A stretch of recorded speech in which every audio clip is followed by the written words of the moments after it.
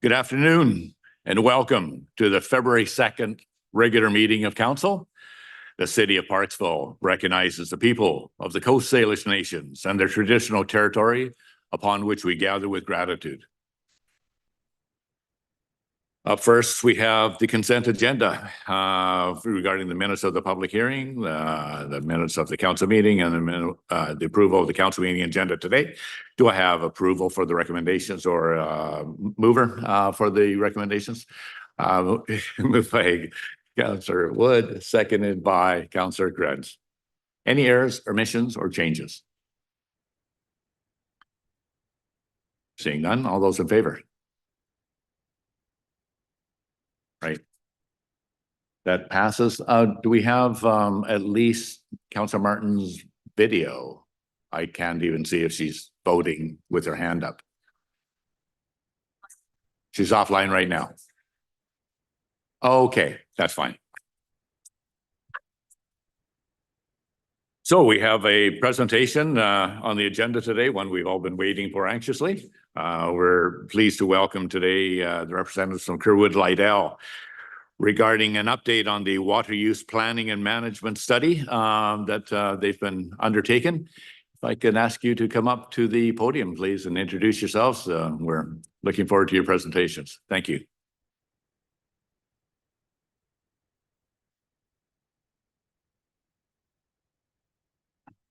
Good afternoon.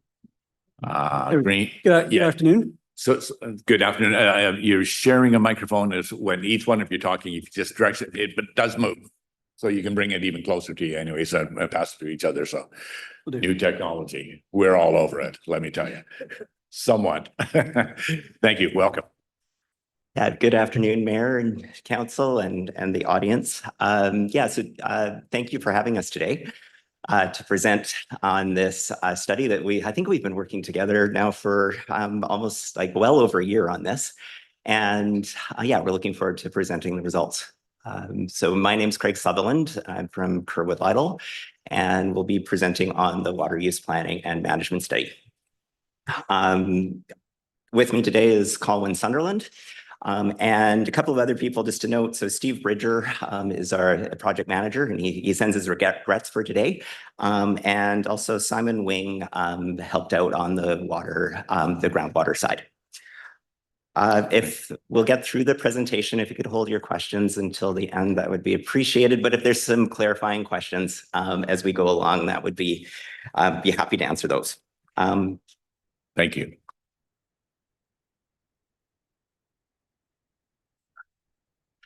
So just a quick agenda on the presentation. So firstly, just to have a quick discussion of why now, why is it important for this study now, what the project goals were, a review of the different tasks that we completed as part of phase 1 of the work, a summary of the recommendations, and the next steps.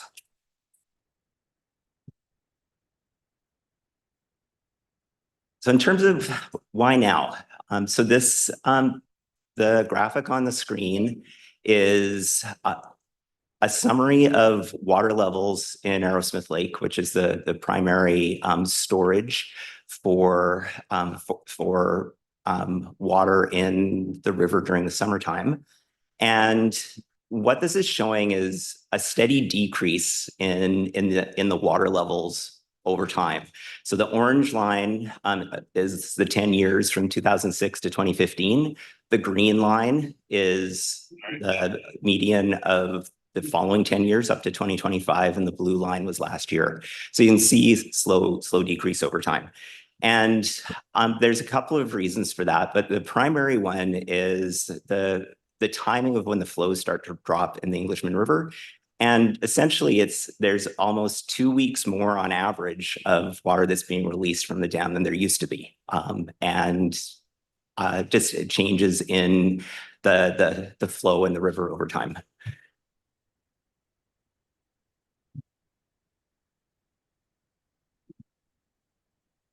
Oh, there we go. So the goals for the project essentially was to undertake a comprehensive review and that of the water system for the city and for the Englishman Water Service, looking at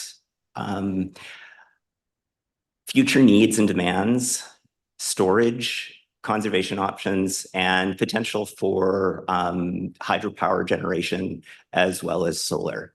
And it essentially is to make recommendations to address the resiliency of the system now and into the future, and sort of to identify some key tasks to take part in the next phase of the work. And in terms of reliability, it's essentially this ability of the system to meet the intended function. And the way that we're measuring that is the ability to provide the level of service that's required for both the community and for the needs of the river over a 30-year period. And so when we're talking about a certain percentage, it's kind of a percentage over 30 years. So it's the number of years in that 30-year period that those targets can be met. So task one was to review and evaluate the current system. And so looking at that, stage 4 water conservation measures have been implemented 5 times over the last 5 years. There's, and we, based on doing the analysis, if we extend that out, it was about 60% or 18 years out of 30 on average, based on the modeling that we carried out to maintain that reliability. And that's for both the community demands as well as continuing to provide the required environmental flow needs in the river. And that compares with sort of 97%, which is sort of a target reliability, sort of gold, let's say kind of like gold standard reliability. So it's definitely less.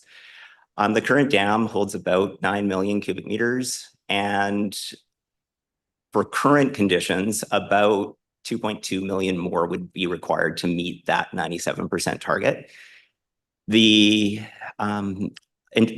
groundwater side, right now, the city is withdrawing between 22 to 35% less water than their licensed amount from the groundwater system, from the aquifer 216. But 216's been identified as being under high stress. So in terms of on the surface, going back to the surface water side, we looked at several options for storage throughout the Englishman River watershed to look at where could that 2.2 million cubic meters be stored. And there were 5 locations that were identified, and there was no sort of clear winner between them. These were all just based on desktop study at this point, without any detailed site information. And they sort of range in terms of costs from anywhere sort of between like $15 to $30 million. And then one of them's quite a bit more at at well over $300 million. And they all have different advantages and disadvantages. So there's no kind of clear winner. So one of the next steps is to do some more detailed evaluation at each of these sites to determine which one's feasible. Going back to the groundwater side again. So aquifer 216, as I mentioned before, it's been flagged as high stress. But looking at the records, there isn't a clear downward trend in the water levels. And so there's one of the recommendations and findings has been to try and maybe optimize the use of the groundwater as a measure to help. It's not a long-term solution. There's not enough groundwater to be able to supply that 2.2 million cubic meters under current conditions. And there are a couple of other aquifers that were identified, including like unmapped aquifers in the South Englishman that could potentially be used as groundwater sources. The challenge comes in the distance and the need for quite long pipelines to carry that water to the community. For power generation, we looked at the potential of small hydro at the Arrowsmith Reservoir. There's really good potential there in terms of there's a lot of there's a very large elevation drop, and there's a decent flow through the summertime that's being released through the dam. Unfortunately, but it's a very long way from the power grid, so there's a very long power line that would be required, which is quite costly, and also it's the timing. The flow, like most of the power would be generated from June to October, which is not really the time that BC Hydro needs it, because their other systems in other parts of the province are generating lots of power at that point with the snow melt. So solar power was also looked at, specifically with focus on the water supply utilities and infrastructure, and there's a potential there, but it sort of part of a larger citywide review would be necessary to look at the potential there.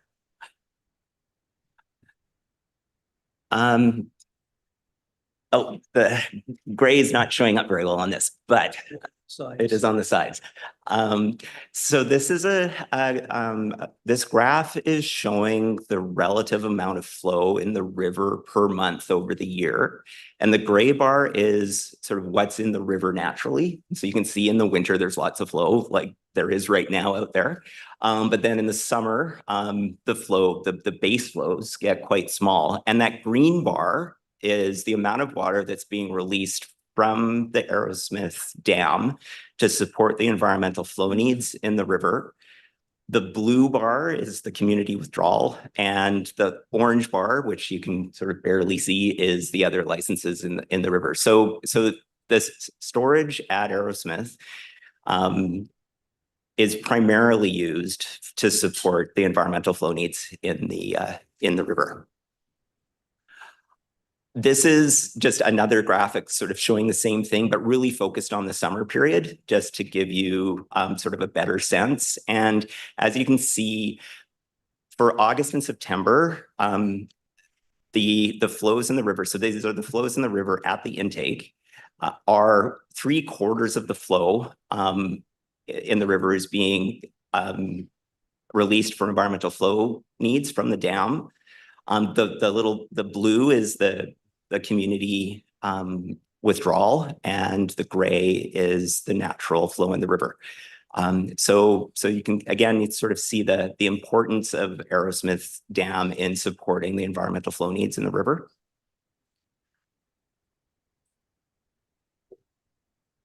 So looking into the future, we've carried out climate change assessment on looking at how our flows expected to change into the future in the river and in the watershed.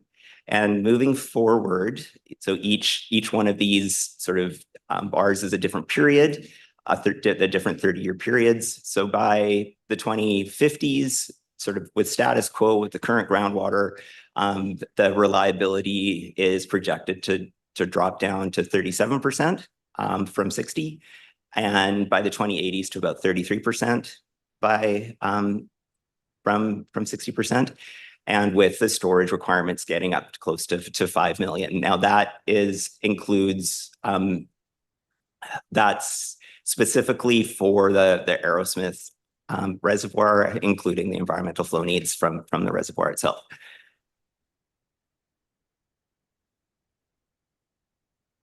And in terms of some of the other license holders, so who else is using water on the river? The AWS, ERWS, and the city are the primary users on the river, like almost 94-95% of the use, and these are consumptive uses, so the water that's being withdrawn from the river, with the next largest being irrigation, and that's primarily in Shelley Creek.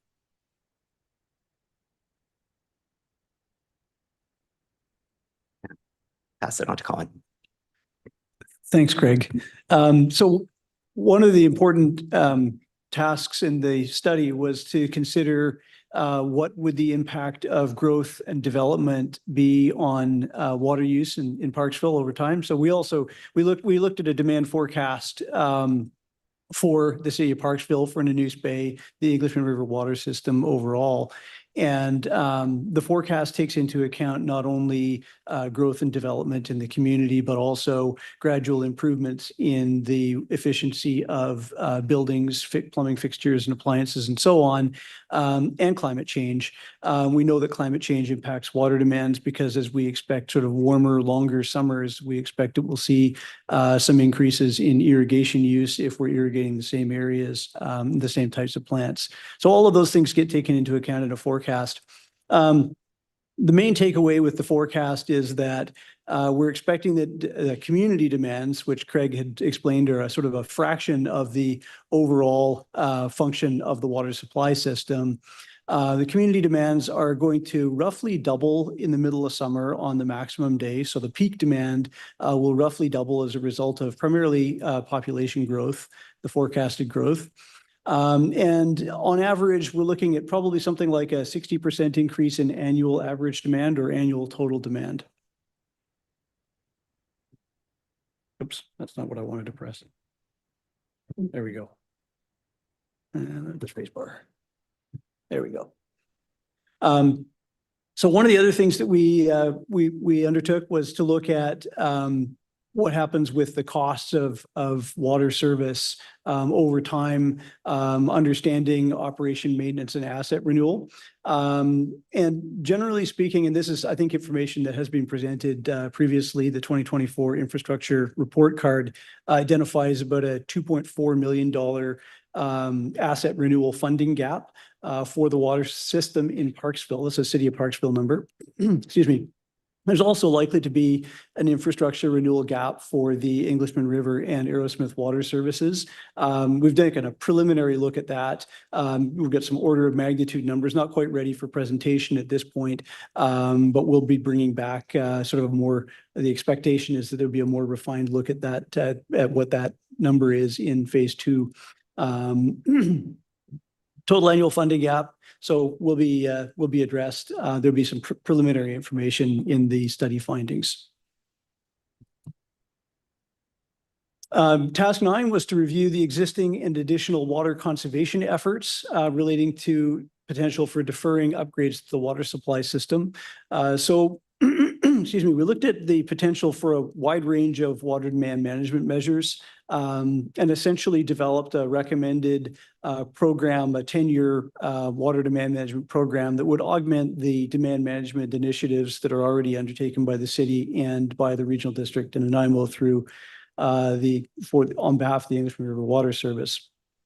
So the objectives for demand management would be to prevent a reduction in the reliability of the surface water supply over time. So with growth, we would like over at least the near term, probably during the time period where additional surface water supply sources are in development, planning and development, to try to prevent sort of a further erosion of the reliability of the water system from its current reliability level. Reducing reliance on the Englishman River water system for community water supply during drought cycles. So looking at essentially how demand management can help to relieve pressure on the Englishman River water service. Deferring the need for increasing the capacity of treatment and pumping facilities. So there's a number of projects that would be triggered by, increases in flow on the maximum day. Pumping facilities, the treatment plant itself is designed to be upgradable, but that first upgrade is likely to be triggered within sort of the first couple of decades, at least, of the forecast timeframe. And then allowing for design and construction of a new source. So again, making sure that we've sort of are able to weather with a reasonable reliability level the next, say, 10 plus years until a new water supply source can come online. This figure is a graph that shows essentially a few forecast scenarios for flow. And there's 4 scenarios that are shown here. The 2 solid lines are our best estimate of what the future demands will be under what we call a status quo scenario. So essentially carrying on with the current level of effort on demand management, the current practice for utilization of the Englishman River Water Service and groundwater sources. And then the solid green line looks at a couple of different strategies. One is sort of a 10-year program of demand management measures. And then the other is what we're calling, Craig had mentioned, optimization of groundwater. So looking at Aquifer 216 and the wells that serve Parksville and potentially optimizing those to increase the capacity that's available for use or increase the utilization of those wells during the summer when the Englishman River is also providing for environmental flow needs. The two dotted lines are sort of an upper uncertainty bound on both of those forecasts, and you can think of those as what happens sort of during a drought cycle. So the demands are going to be higher, warmer temperatures, maybe a longer summer season. And we need to plan for those. Maximum day demands on a very hot day will be higher than they are on an average day. And so those are kind of the numbers that we would use for the timing of improvements to or an increase in the capacity of the water treatment plant and increases in capacity of 2 lift or pump stations. So what this graph is showing is that if we undertake those demand management measures and groundwater strategies and they yield the estimated savings or reductions in the Englishman River Service, we'll be able to defer the water treatment plant construction by something in the order of 6 or 7 years. And we would be able to defer the upgrades to those 2 pump stations by about, I think it's about 8 years. Under task 10, we looked at information about external collaborators and the need to educate and support transparency.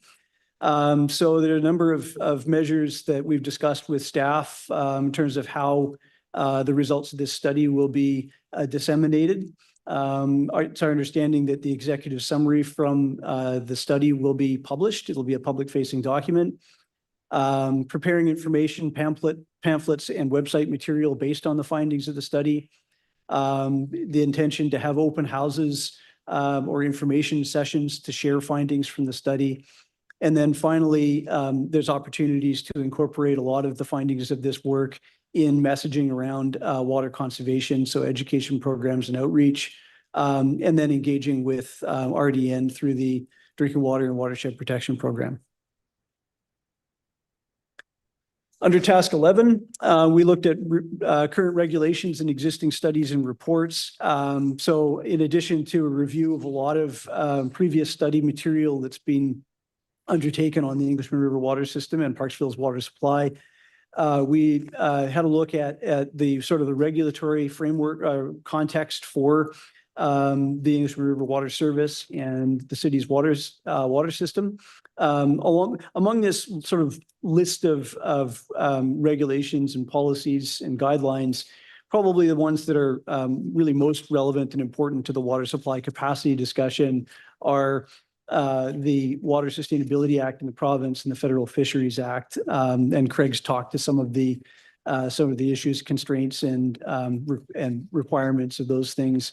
The important one, of course, is the environmental flow need and the provisional operating rule. And that's most of what we need to do there. This is really sort of an infographic. It's pretty general, so these numbers aren't necessarily specific to Parksville, but just to provide sort of some illustration of how water use is impacted by various different factors in communities. And so we think about a sort of a family of 4 using a single family home with about 100 square meters of irrigated yard, or 1,000 square feet, if you speak in that kind of language. That family may use something like 400 cubic meters per year of water. If they have efficient efficient plumbing fixtures and household appliances, that water use may be reduced to about 250 cubic meters per year. So that's important to understanding how water gets used in communities. We've seen big improvements in the efficiencies of things like toilets and washing machines and other household appliances and fixtures in the last 20 years. One person living in an apartment, which has no irrigation, may use about 90 cubic meters per year. A two-person household that irrigates a very large yard may use more than 1,000, maybe 1,400 cubic meters of water in a year. So you can see the influence of irrigation on annual water use. It can be quite large. If a sprinkler gets left on overnight, it might use 10 cubic meters. So we want to make sure that we think about sort of how we're looking after and managing irrigation systems. And then finally, a house that sits vacant with a leak or an I guess a leak that's allowed to go on at 0.1 liters per second for an entire year would use about 3,100 cubic meters. So small leaks also can add up to a lot of water use. Just getting to the summary of recommendations from our work, and we're kind of coming up to the finish line here. So with respect to groundwater, we're recommending completing modeling to further optimize the current groundwater withdrawals at the Springwood and Railway Station well fields, and increasing supply in summer months if possible while maintaining the health of Aquifer 216. So with some advice and supervision of a hydrogeologist. Investigating new groundwater sources. So the map that Craig had shown earlier that illustrated a few potential aquifers that could augment the water supply, taking a closer look at those is a recommended action. Continuing to monitor RDN's progress on aquifer storage and recovery is also a recommendation. And that's it's a little bit of a wild card, I suppose, in the potential water supply future. It's a different type of strategy than groundwater or surface water. It kind of combines some elements of both. For surface water, engineering and environmental feasibility assessment of the new surface water storage options that Craig had shown on a map. Undertaking a structured decision-making process for those options. There's a number of different factors that go into a decision. It's not all just made on the price tag of each of those options or necessarily even just the environmental benefits. There's a wide range of things to be considered. Continuing engagement with regulators and First Nations on the refinement of environmental flow need requirements is also a recommendation. In terms of next steps, it's our understanding that staff will evaluate the findings from the Phase 1 report and obtain feedback from council. Staff will refine the scope of work for Phase 2 with further analysis on feasibility, costs, timelines, priorities, and resources to implement the recommendations. And then staff will bring a Phase 2 scope of work to council and the ERWS board for review and implementation. I think that's all we had. Hopefully left some time for questions. That's great. And thanks very much, Colin and Craig. It's a great presentation. I just want to confirm with staff that we have this slide deck that we've just been presented here. Is this going to be online for the people that have been watching it online or maybe in the audience that don't have microscopic vision here to see those figures? Would that be on the website or will it be just on the minutes of today's meeting?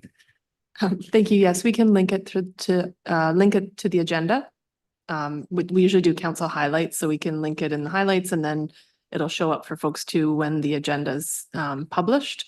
So there'll be links in there to all the reports from today. That's perfect. Thanks very much. For those in the audience that couldn't take notes fast enough, there's relief for you anyways to do it at your leisure with a large cup of coffee with you because there's a lot of data here. Yes, sorry, CEO Kayla, go ahead. Apologies. I was just reminded that it's recorded so people can go back and rewatch as well and see the slides on their own screen. All right. Okay. Which will show up probably better. It was great on the side screens, but just not on the main one there. So people can do that too. So they just have to go back into the archive video of today's meeting. Yes. And then they can watch it and enlarge it as needed and pause it as required as well. Yes. Yeah, certain advantages for that, that's for sure. Thank you for that. Councillor Wood or Councillor Martin, I'm just going to confirm, were you able to see that one? Yes. Oh, Yes. you have audio. Yeah, thank you. Congratulations. Thank you. Good to see you back. Okay, so council, up to yourselves anyways for any questions, comments, or to the presentations right now. Go ahead, Councillor Gore. Thank you, Mayor. Yes, thank you for the presentation. Thank you. Appreciate it. I think there's a lot of interest in the community. The question is, do we have enough water? Like, this is a question that always gets, not on a day like this though. But when you speak of reliability being 60%, can you help me understand this? When you say 60% reliability, the way I read it is every third summer, we do not have enough water to meet the regular operations. Is that correct? With the 60% reliability of the ERWS? Yeah, but yes, that's correct. In terms of every third summer, there isn't enough water to support the level of service that is sort of defined as being acceptable. So that's both maintaining the environmental flow need and providing sufficient flow water for the community without having to go on to like a significant watering restrictions. Right. So that was my follow-up. Like, does that also take into account the level 4 water restrictions? I guess not. It doesn't. It takes into account stage 3, but not stage 4. Go ahead. Follow up. Sure. So you might have heard about the limitations on growth that Tofino has put in the policy, which is actually derived from similar data. When they did their water study, they said, rather than going into these extreme restrictions for the current residents, we do something like a restrictions on growth policy where people have to get a water license to make sure there's enough raw water supply to meet the demands. Do you think that's applicable to City of Parksville, that we could look at pursuing something like that? Thank you. Thank you for the question. It's a good question and an important one. And I think, policy is the domain of council, and definitely restricting development or growth is within your powers.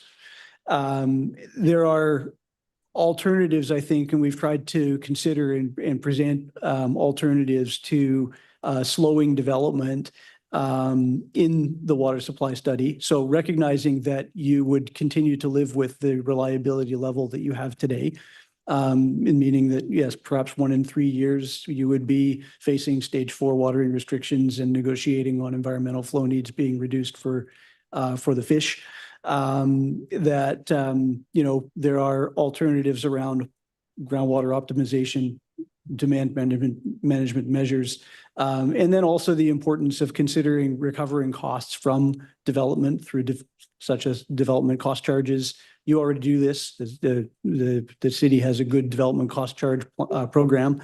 Those development cost charges can be utilized to recover the costs of increasing or improving water supply capacity. If you restrict development, you do limit the ability to fund those kinds of programs through development. So those are all considerations, I think, that would face you based on the outcomes of this kind of study. Yeah. Councilor Grant, go ahead. Thank you, Mr. Mayor, and thank you to our delegation here for the presentation today. I look forward to hearing it again later this week. And I'll probably have more questions at that point after I've had a chance to digest and hopefully see the report as well before that. But I hope that maybe you can get a little bit into the difference between what's referred to as environmental needs as opposed to what's being used by the community for water. And can you help me understand the water restrictions being put in place? Where does that come from? And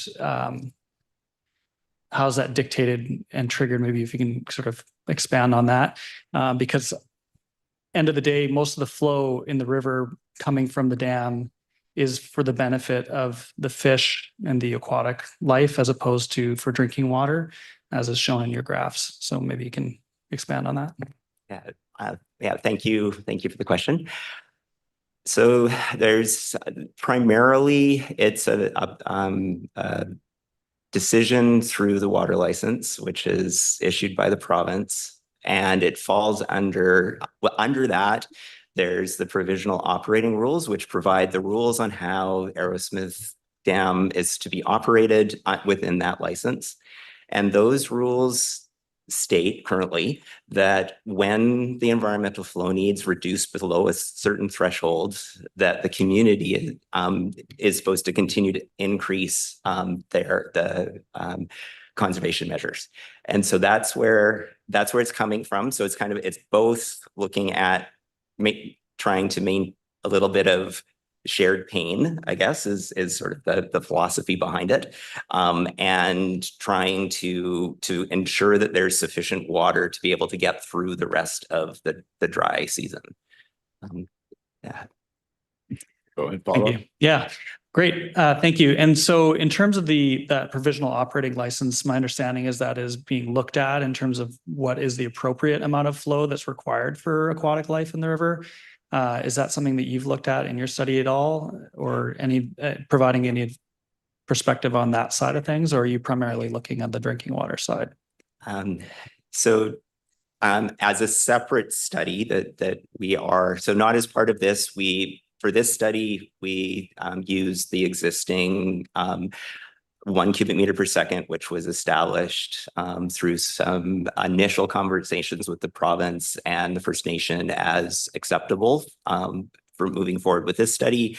And there are ongoing discussions with the province around establishing both the level as well as what the triggers would be for the conservation. So those are both ongoing conversations currently.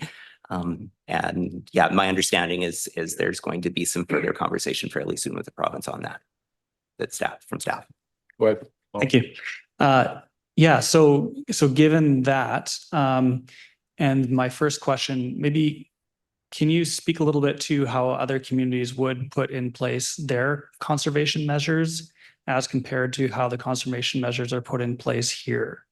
So Qualicum Beach, for example, would have a different approach to how they put in their conservation measures. And they are not dictated by the province on that in the way that we are in the city of Parksville. Maybe you can speak to that a bit. Yeah, I can speak to that. So it really does depend on the system and where the water is coming from and how much the relative amount of water that's available versus the conservation flow or the environmental flow needs and the community demand. There are some examples of where there is a linkage between the drought level and the environmental flow need. Salt Spring is an example of that.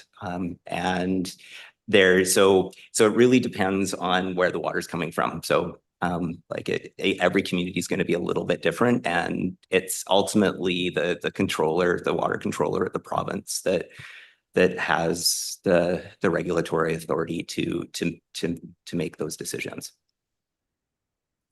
Thank you. Yeah, so that speaks to there's a lot of things to wade into, no pun intended, on all this. But it does speak to, I think, the one of the last slides around the communication to the community is when there are different water restrictions in different communities at the same time of year that can lead to confusion.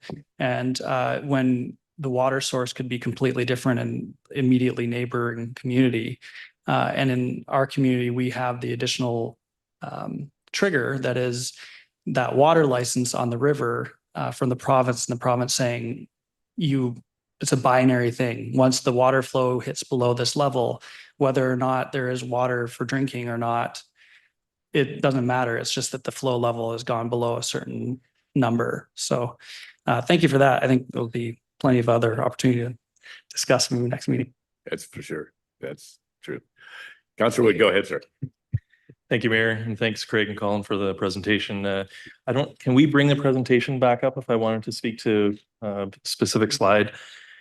Just the one with our dam options, DAM. We didn't spend too much time on it, but for me, it was one of the more interesting slides. To me, I look at, this entire discussion is kind of about frozen water. And I moved out from Ontario because of the frozen water that they have in Whistler, British Columbia. That was in 1993 or 94. our family had reservations to stay at kind of the lodge at Mount Cain this past weekend, and for the second weekend in a row, Mount Cain is closed. For those of you who don't know, Mount Cain is kind of one of the two ski hills on Vancouver Island. Last year, we had the least snowpack that we've seen on Vancouver Island since I think the 70s. And so what we're trying to replace with this stuff is frozen water is kind of how I look at it. But we kind of skipped over this. We kind of just talked about it really quickly, but in terms that, I can understand how much water do these store compared to what we're storing already with the Arrowsmith Dam? If we guys could speak to that just a little bit as to each one, how much extra water we would have on each project. Thanks. Yeah. Thank you, Councillor Wood. So yeah, I can go through this in a little bit more detail. So starting from the left, in terms of the trade-off between storing liquid water behind dams and frozen water in the hills, that's exactly what this is about. The Fishtail Lake, which is the neighboring tributary to Arrowsmith, there was storage of about 4.8 million, so it's about half the storage. But it's with a slightly smaller catchment area. So that's sort of the other piece. There are two important things to consider in this. One is how much water is needed to get through the summer, and how big is the watershed to refill that storage again. So those are the two pieces. And we've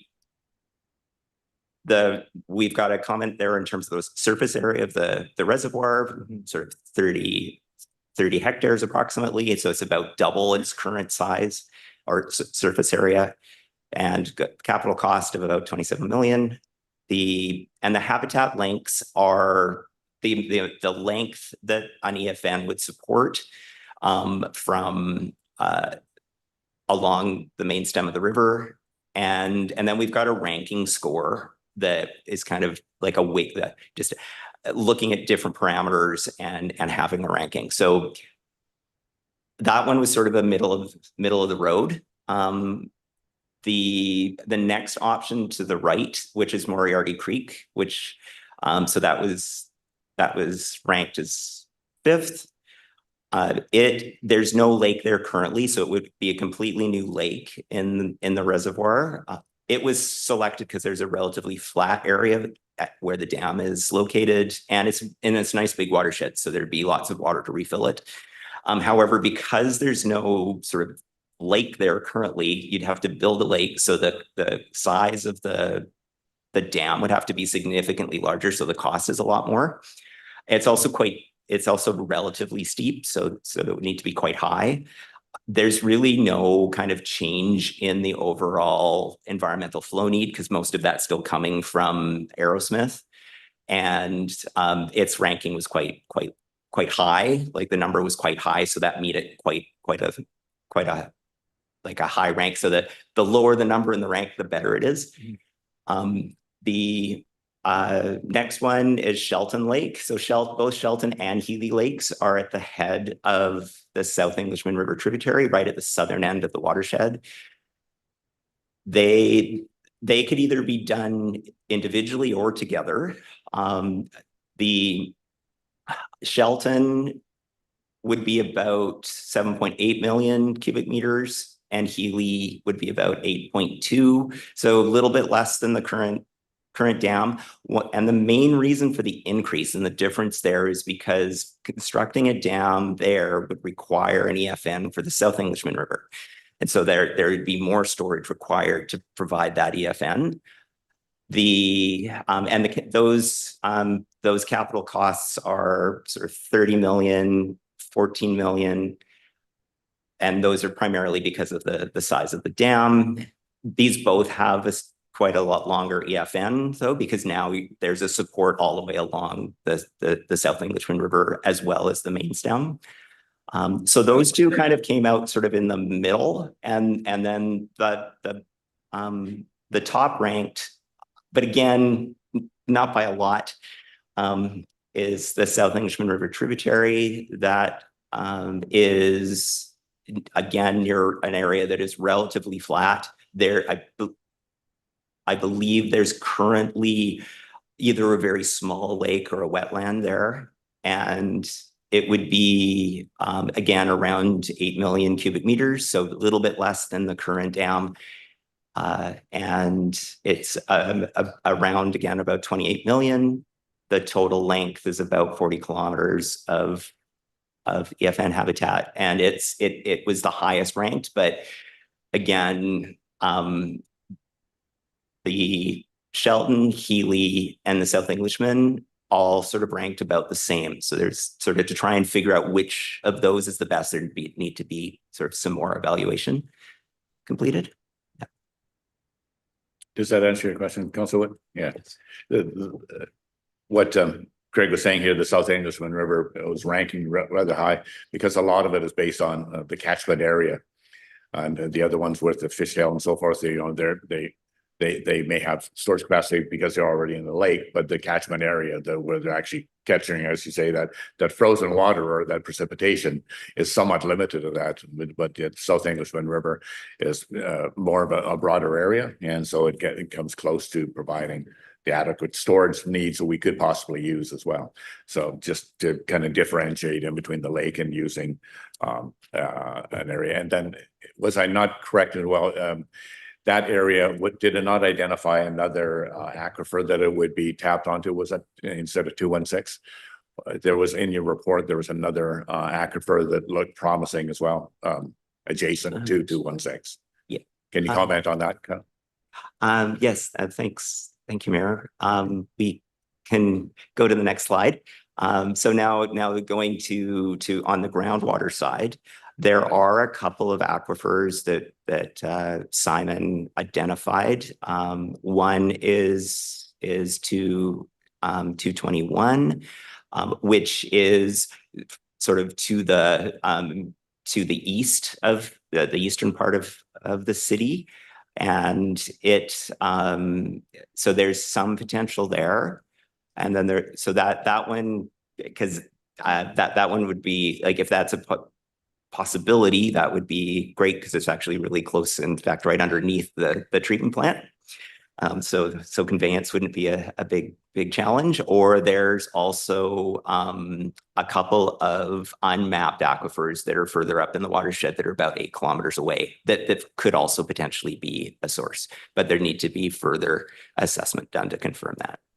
Right. And so just for clarity's sake, the groundwater means wells, drilled wells anyways, taking it. The surface water is the surface like we're using with the Englishman and South Englishman already.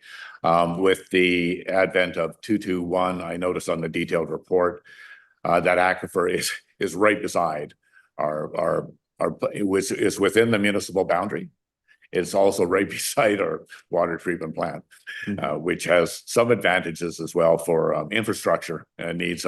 Somehow we got to get that water into our system. So that was interesting that there's potential that will be up for further evaluation. So that was promising in my mind. Are you good then, Councilor? Okay, follow up, go ahead. Thank you, Mayor. So local governments across, BC are always asking the province for infrastructure funds and the feds for infrastructure funds. At the same time, they're asking us to build more homes because, hopefully that will lower housing costs. So in your business, have you seen a lot of federal and provincial grants and funding to help with massive infrastructure, such as building dams and holding back a little bit of the fresh water that falls from the sky so it doesn't run right out into the ocean so that we can supply the homes that they want? Have you seen a lot of that happening in the last, 2, 3, 4, 5 years? Thanks. Yeah, certainly infrastructure grants have been an important part of the financial toolbox that local governments have used for water supply projects going back many decades. In the last probably 10 years, there's been a much wider array of possible or sort of eligible types of infrastructure for grant funds. So we're seeing more infrastructure grant money going to things like recreation facilities and so on. Which means that proportionally, there's less going to water projects than there was, say, 10 years ago, but they're still eligible.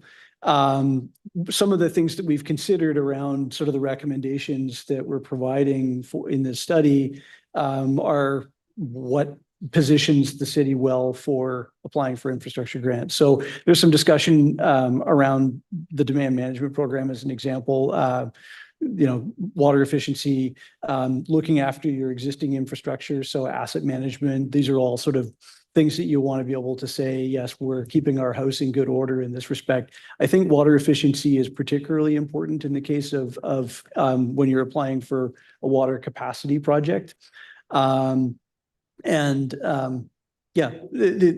other, I think, really important thing with this would be that this is not just a project that would be supporting, community growth, because often those rank relatively low, but also potentially a project that improves the performance of the system for environmental flow needs. So looking after the needs of fish also would position the city, I think, better. Good. Go ahead. Thank you, Mayor. And I'll just, we get restrictions from the province on our, to keep the river flows going where we'd like them to go, as much flow as we can. And at the same time, we're getting, told to build more homes. And so it's a bit of a paradox dichotomy that they're putting local governments in, and hopefully they understand that. Really, thanks very much for your presentation today. I really appreciate it. Councillor Gore, go ahead. Yes, thank you. I want to come to the groundwater situation. I think in your slides, you mentioned that we perhaps in the summer months should be drawing more from the aquifer, correct? Was one of the recommendations.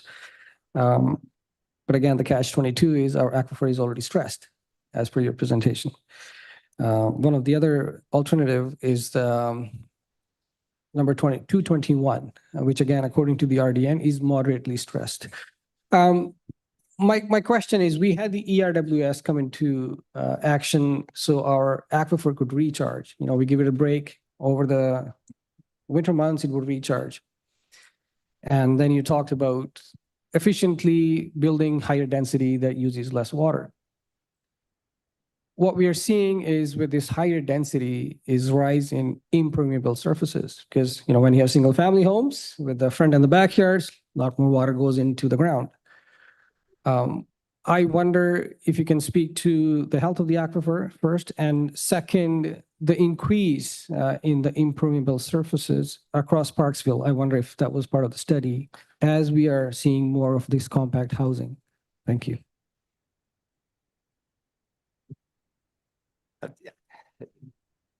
Thank you. Thank you for the question. I'm going to preface this first that I'm not a groundwater hydrologist. This is Simon's purview, but I will try my best. And if I can follow up with Simon as well. So on the first part of your first question, in terms of the high stress. So in Simon's review of the data in the groundwater, there didn't seem to be a trend in decreasing water levels over the last several years in Aquifer 221. And again, at the city's well field. And so based on that, he felt that there's potential, but it needs to be proven out. And it would be a short term to be able to help relieve some of the stress on the water treatment plant for the shorter term until a longer term solution can be implemented. The second question, so the impervious surfaces were not assessed as part of the study, so I can't really speak to it specifically, and I'm not sure if 221 is a confined aquifer or an unconfined, and if it was a confined aquifer, that would mean that anything sort of more on the surface would have very little impact because the recharge is coming from elsewhere. But I can follow up with Simon on that. We can get back to you. I'm assuming the mayor is in agreement with me asking a question. Thank you. Maybe it was probably not in this phase of the study, but perhaps you could speak to what's the sustainable level of withdrawal that our current wells can be used for. Do you have that data with you? Do you happen to know? Or maybe in the future you can present something that what's sustainable for the current wells? Yeah, that would need to be something that we would need to follow up with you on. Pretty good, I mean. Any other follow-up for you?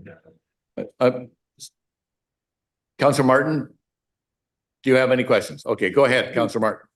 No, you're good? Well, thank you very much. I really appreciate all the input and we'll take it to heart and I'll have to study it again. I've been over it. This will be the second time and I'd like to get my own more thoughts on this, but I appreciate the presentation. It's better than just reading the slides, right? So, Right. Thank you. Okay, thank you. Any other further questions? Comments? That's great, Council. A lot to digest, as we know. CAO Taylor, go ahead. Thank you. Sorry, I just wanted to remind folks and council as well that the same presentation will be presented to the ERWS later this week, but questions might be different in that there's different representatives around.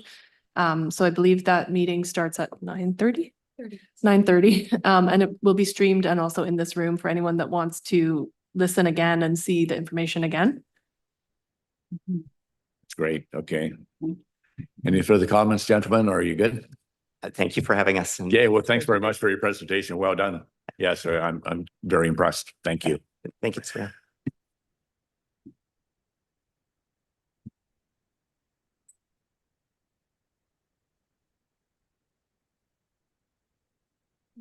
Council, with our next delegation, we have the Oceanside Special Olympics request for financial support for their regional curling qualifiers. If you could introduce yourselves when you get up here, that'd be great. Thank you. Thank you, Mayor O'Brien and City Council for giving Special Olympics Oceanside the opportunity to tell you about our great organization and the amazing athletes we serve, and how a contribution would help us host a Vancouver Island curling bonspiel. My name is Ian Bray, and I help coach basketball, track and field, and I'm the head coach for soccer. And I'll let these athletes introduce themselves and tell you a bit about their experiences with Special Olympics. Good afternoon. My name's David Higgins, and these are some of my amazing teammates. Carrie Lepsack and Brandy Knight. We would like to thank council members and the mayor for taking the time to hear our proposal. We are seeking funding for our curling team as we are hosting the regional qualifiers for Vancouver Island this year. I'm very passionate about curling and am one of the skips of our local. I hope to make it to provincials with my amazing coaches and my teammates. Without our volunteer coaches and donations from people like you, our program would not be as successful, and we would not get the opportunity to compete, learn, and gain confidence in ourselves. I started with Special Olympics Oceanside 5 years ago, attending bocce ball in the spring. I now participate in many other sports, including curling, bowling, golf, club fit nutrition, and bocce ball. Our local means a lot to me in my personal growth. I've made many friends and continue a leadership role among the athletes. I have learned to be a team player and step outside of my comfort zone and be a mentor to some of the other athletes. Thanks to our huge successes in our local, we have been able to add 3 more sports in the last 6 years, and so many more athletes are able to participate. This year, we added 2 new sports this fall, powerlifting and floorball. Thank you for encouraging our local and community, and support would be greatly beneficial to our athletes. Thank you. Carrie, you're next. I'm not used to this, so. It's bear with okay, me. Carrie. You're among friends. Don't worry. Go ahead. Good afternoon. My name is Carrie Lipsack. I live in Parksville. I joined Special Olympics in 1994. I did the math and that's 32 years. I do swimming, curling, club fit, basketball, and bowling. In the spring, I do bocce, golf, soccer, track, and softball. I think Special Olympics is a great organization.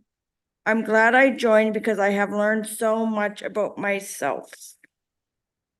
My greatest accomplishment is when I spoke in front of 150 people and got a standing ovation. I was so proud of myself. If you are interested in volunteering or coaching for Special Olympics, you can go to our website at specialolympicsoceanside.ca. We need volunteers of all kinds, and you would be very welcome. Thank you. Thanks so much and congratulations for all your years. Yeah, well done. All right. Good afternoon. My name is Brandy Knight. I have been in Special Olympics for 8 years. First in Victoria, now in Oceanside. I love sports and competitions. Sorry. Where was I now? I said that wrong. Oh, where? Oh, up here, sorry. And supporting my friends. I compete in basketball, curling, track, soccer, softball, and track and field.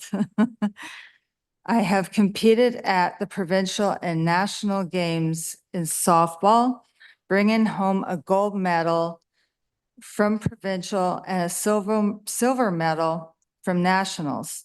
Last summer, our basketball team represented Vancouver in the provincial games in Prince George, and we came home with bronze.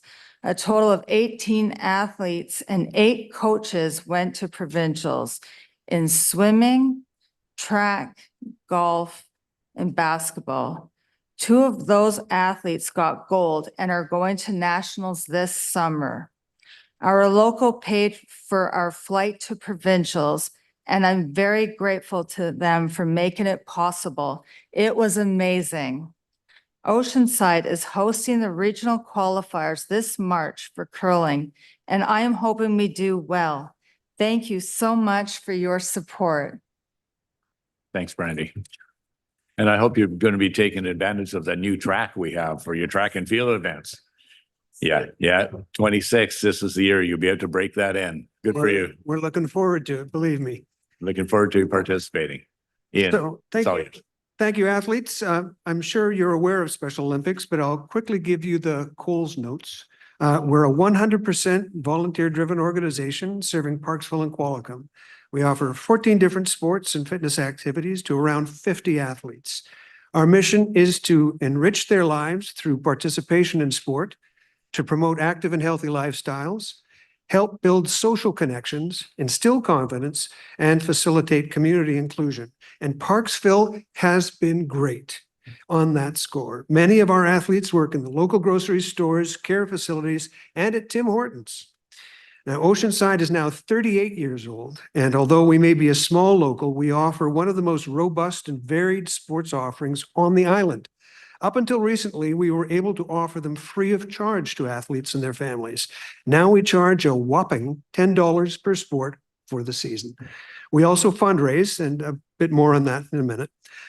Through Special Olympics, our athletes have the opportunity to attend competitions regionally, provincially, and nationally, and then internationally. And like the Olympics, we have summer and winter games every 4 years. Provinces are divided up into regions. Vancouver Island is Region 9. And athletes compete at the regional level each year on 1 year. Then they go on to provincials on the next, and then nationals, and then finally on to worlds. As Brandy mentioned, last summer we sent 18 athletes and 8 coaches to provincials. We were repeatedly complimented on their sportsmanship and comportment. They did us all proud, let me tell you. We came back with 18 medals, our best ever performance. 2 of our athletes will be competing this summer at the National Games in Medicine Hat. Our 2 main fundraisers are the Tim Hortons Donut Event, which was this past weekend, and we topped last year's total by $1,000. Last year, we were second in all of Canada. So we're hoping that there was a snowstorm in Newfoundland, which topped us, and maybe we're going to be number 1. We've also received generous donations from Art in the Garden and 100 Fine Gentlemen. And our main fundraiser is our annual golf tournament, which, thanks to the generosity of our local business communities, raises most of our yearly operating budget, which pays for pool and bowling alley rentals, school field and golf course rentals, curling equipment, and travel to the competitions. So, which brings me to the reason why we're here today. Finally, as mentioned, last summer we flew 18 athletes and 8 coaches to Prince George. That was over $21,000. Because it took place in August, we had very little bandwidth to organize our golf tournament, which was our main fundraiser. So we didn't have one. Needless to say, this year we're still sailing a little close to the wind. March 14th and 15th, Oceanside is hosting the regional curling qualifiers here in Parksville. Teams and families from all over the island will be coming here.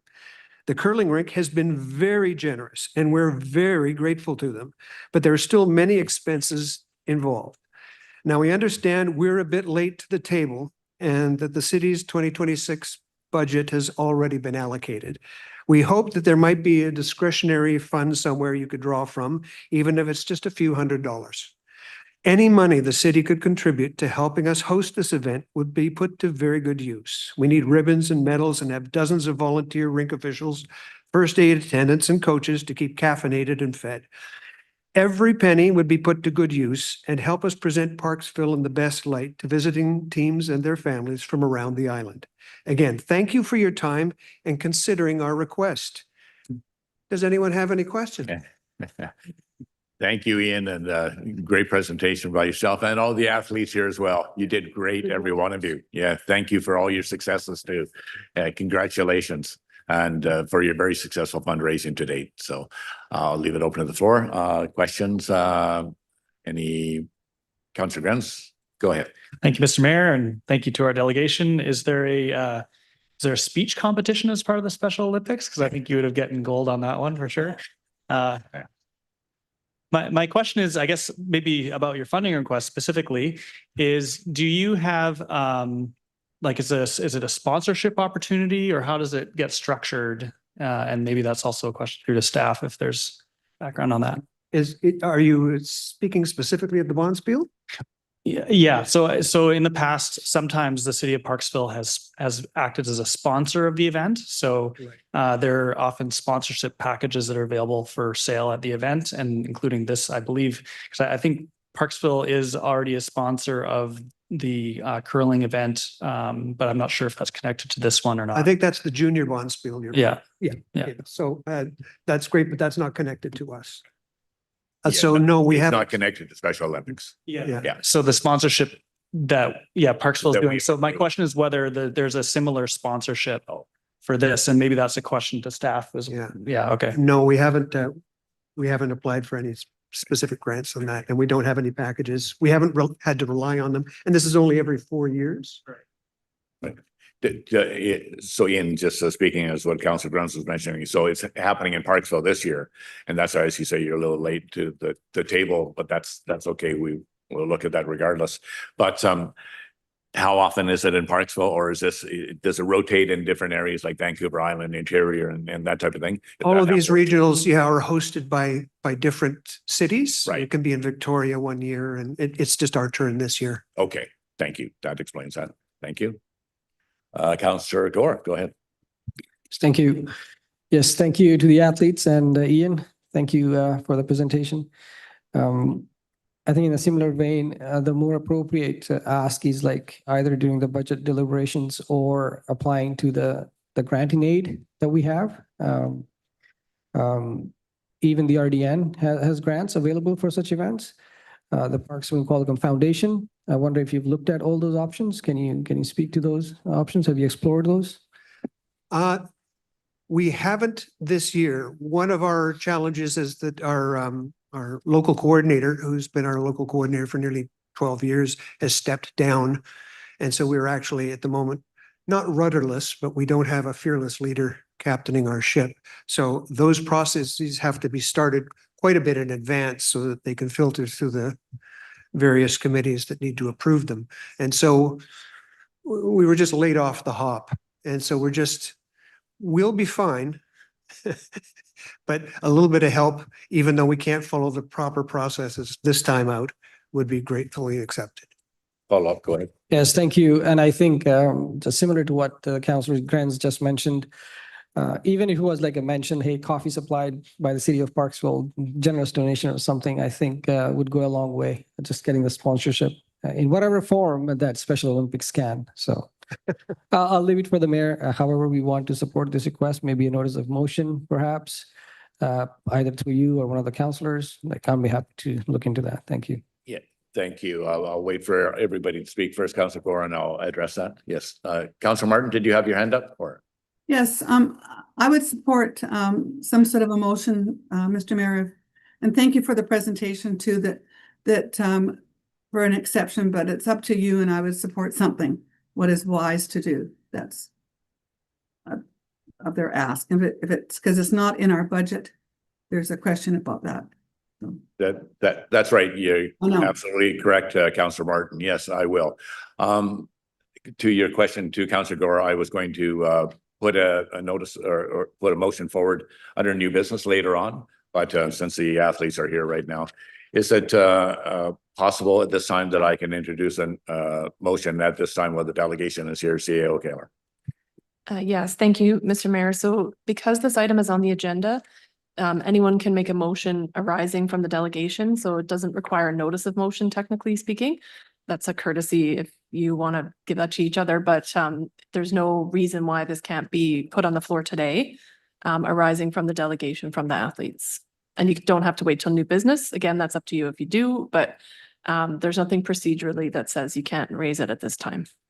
Thank you for that clarification. I'd like to propose a motion off the floor as of right now, moving that we support Special Olympics for $1,000 to be paid for from contingency for this year. I'll be looking for a seconder. Councillor Wood had his hand up first. Now, open for discussion, council. Anything further? Councillor Gore pointed out very wisely what moving forward, for other years to your delegations, get your requests in early. We do have 2 grant and aids in the city, fall and winter or fall and spring application. The spring application will be too late for yours because your event is March 14th, 15th. So that's why I'd like to get the ball rolling right at this time. That's my point at this time. Any other comments, council? Councillor Grens, go ahead. Thank you. I'm wondering if maybe we can go ahead and push the motion to the new business section of the meeting. Just give me a chance to think on it and maybe have some questions so we don't have to keep them waiting. No, I would like to just vote on it right now and pass it if we could. Okay, well, in that case, I have a question through the staff. Yes, go ahead, sir. Okay, so this is coming out of contingency. Where are we at in terms of contingency? I think we're fresh for the year, right? Yes, if I may, through the mayor, there's been nothing allocated from contingency that I can think of for 26. Council starts with 25,000 each year, and it was below the 25,000 the last few years. I don't think you've come close to allocating that out, so there's more than enough room for this to be met. Yeah, I think we've been pretty stingy on our contingency. So, okay, thank you. Frugal, yes, careful, prudent. And this is exactly what contingency is for something unexpected, and which is what the Special Olympians find themselves in at this particular time. Any further comments? All those in favor? Thank you. On behalf of Special Olympics, I'd like to thank you very much for considering us and for the grant. It's much appreciated. Thank you very much.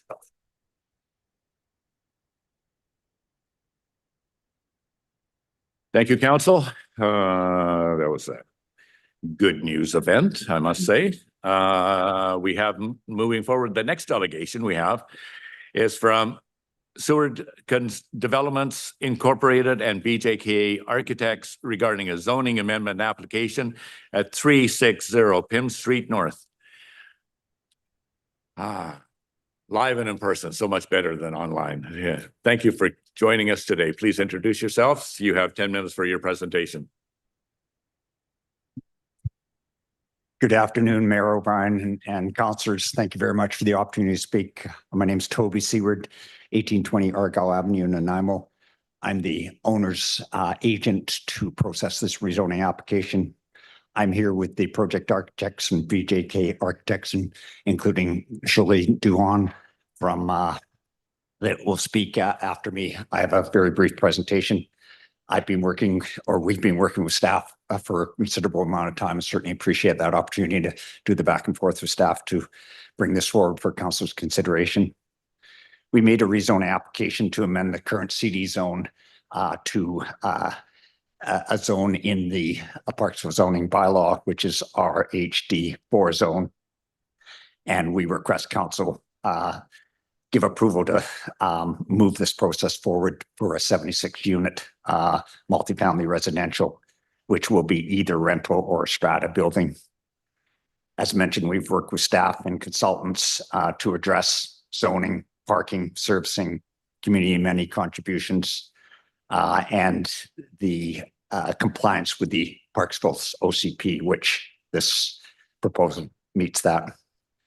We concur with the staff report on council's agenda for today's meeting, and certainly again appreciate the opportunity to work with staff because as with any rezoning these days, there's lots of back and forth, and we certainly have come to a conclusion on this application that we're comfortable with, and I believe staff are.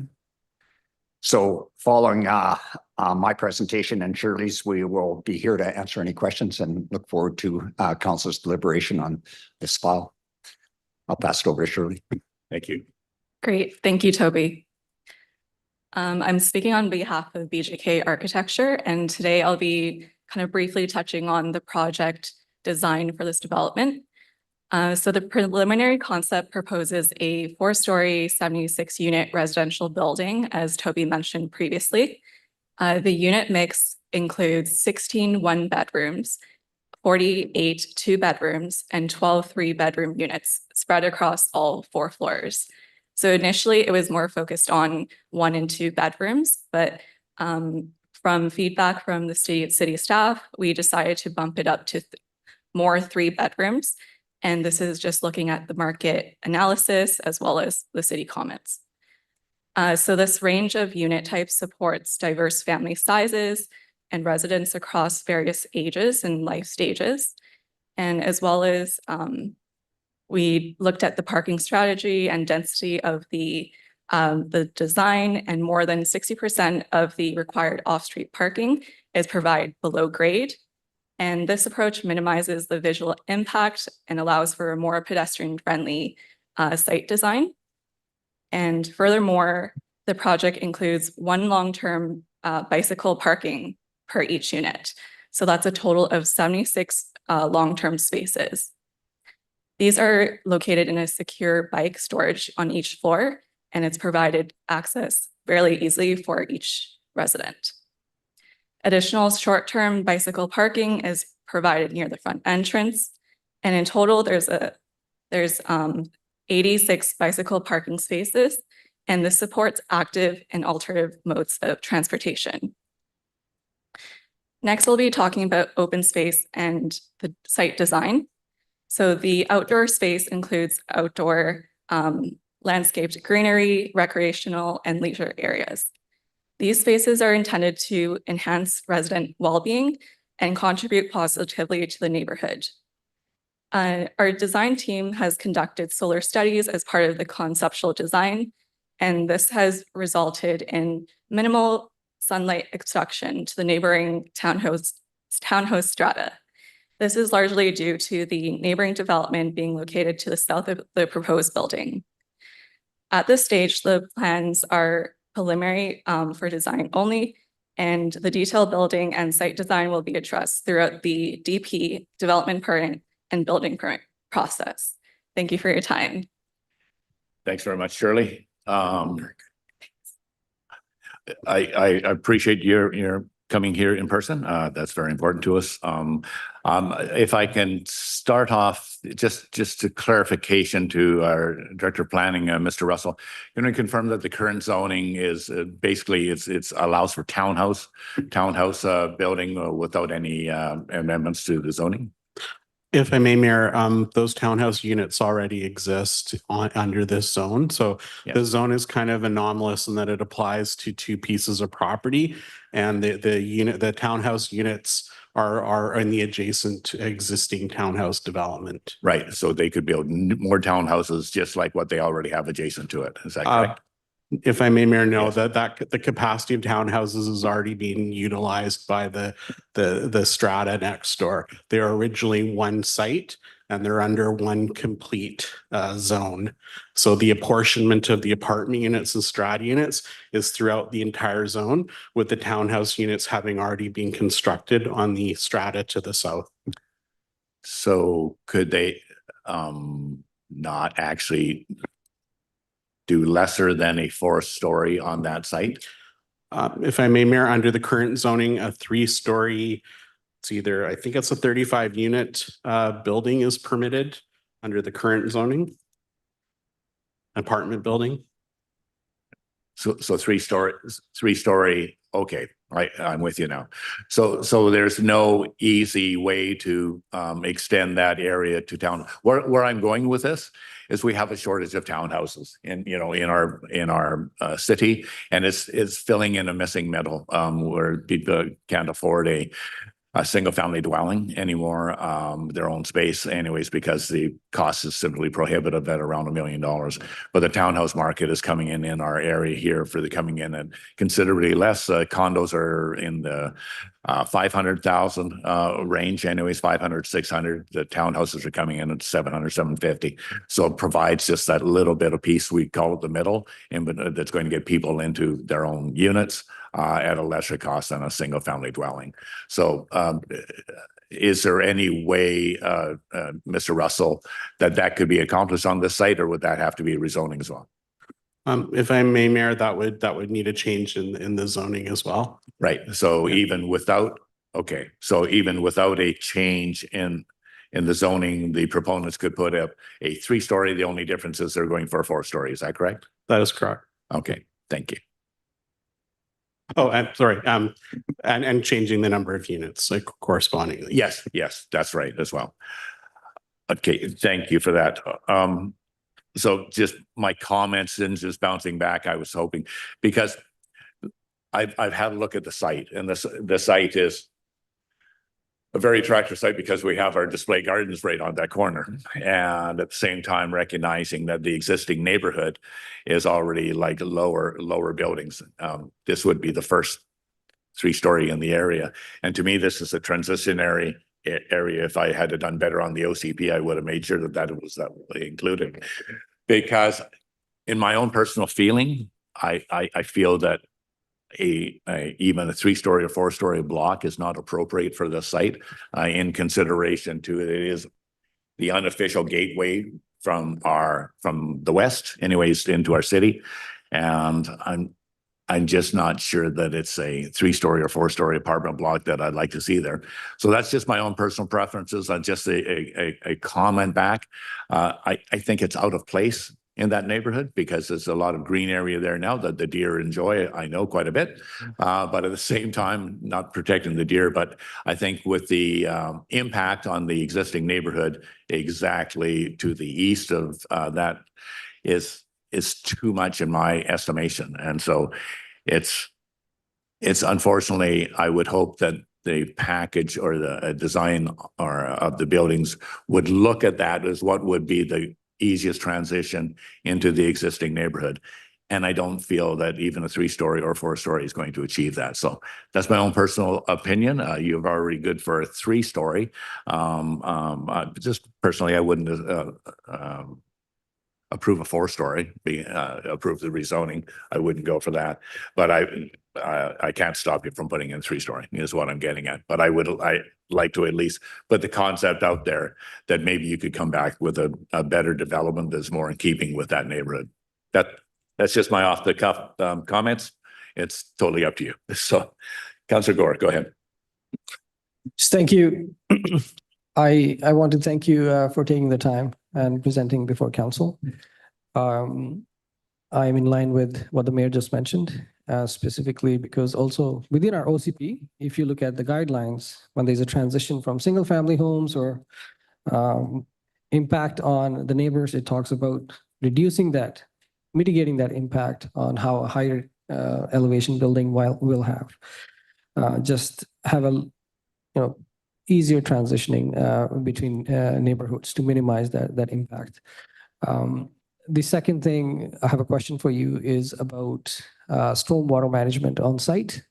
I know our engineering report later in the agenda talks about they would like to see pre-development level storm management, meaning no stormwater runoff post-development. Can you speak to your plans for that, please? Thank you. Certainly. Thank you for the question. Our civil engineers have done a preliminary stormwater management plan, and the goal is to deal with all stormwater management on site or into surrounding ditches that are existing. So as we potentially move forward into further design, then that would be something the civil engineer would deal with. But definitely stormwater management plan on all projects now is a crucial element, and we'll certainly be following that. Follow up or you can? Okay, no. Councillor Greds, go ahead, sir. Thank you, Mr. Mayor. Through to our delegation, thank you very much. I'll echo the comments. Thank you for coming today and doing quite a bit of homework here. I actually do have a question through to staff. I think, if I may, which is the site immediately to the north of this property. Do we have a sense of where that might be headed? No applications, nothing. Yeah, okay. Because I kind of echo some of the things that our mayor is saying, that with the Parksville sign being there, this is kind of the gateway in a sense to the community with that. So we want to be very sensitive to how we welcome into that area and the community. And right now, it is mostly lower rise, or it's all lower rise around there. And this would be a pretty surprising feature, I think, coming into Parksville with the height and just the overall bulk on the property. So I would be a little bit concerned around that. My inclination would be to maybe allow for the moving to the open house piece to hear from the public on it. But I think there would be some concerns around that side of things on this one. I'll also note that I'm happy to see the increase in bedrooms that you're proposing. That being close to the high school there, it would sure be great if we did have, the school district is trying to address enrollment, and having more family-friendly housing is pretty critical in our community right now. And speaking to what the mayor is saying, and obviously staff is well attuned to that. And so thank you for working with them on trying to increase the number of bedrooms. I would love to see even more, because the 2 bedrooms now make up a significant proportion of what you're proposing, which is great, but would love to see a clear demonstration that we're looking for accommodation for families to keep our community healthy. Thank you. Great. I can barely see Councillor Martin's top of her. I can see the top of your head, Councillor Martin. Yeah, thank you, Mr. Mayor, and thank you for the presentation. I'm digesting this, and I agree. Location to do with entering Parksville is very wise to keep it sort of a little softer, not a 3-story high. Might, depending on how it's designed and how far set back from the road, and we've got to be careful there. I am supportive of the housing. We need it for young families, like Councillor Grants just mentioned. So it's just not that I'm against it. I just want to see something that's going to be presented in a softer way, not being so like 3 stories high with against the road. It would have to be set back or something, you know. I don't know how it would work, but maybe a public meeting would be good to have some presentations there. That's my thoughts. Councillor Martin. Go ahead, Councillor Wood. Thanks, Mayor, and thanks for the presentation. You know, when you present to, you know, politicians, mayor and council, hopefully we have our ear to the ground as to what the public sentiment might be. This location so close to the high school would be really great to have family-friendly units. And, you know, it's not my property, so it's not really for me to say, but I think if we went to public engagement, I think we would hear a lot about that. And we've already heard it around the table as well. And so I'll just leave my comments there. Thank you. Great. And thank you. And just to kind of finalize here, my comments are, I think it's a great project. Yeah, and I like what you said about the stormwater management and the, you know, the bike lanes and the bike and the landscaping and so forth. I think it's a great project with the increased amount of additional bedrooms and so forth. I love, and this is the exact project we're hoping for in our community. I'm just saying, just not there. So I'm saying it's a great project.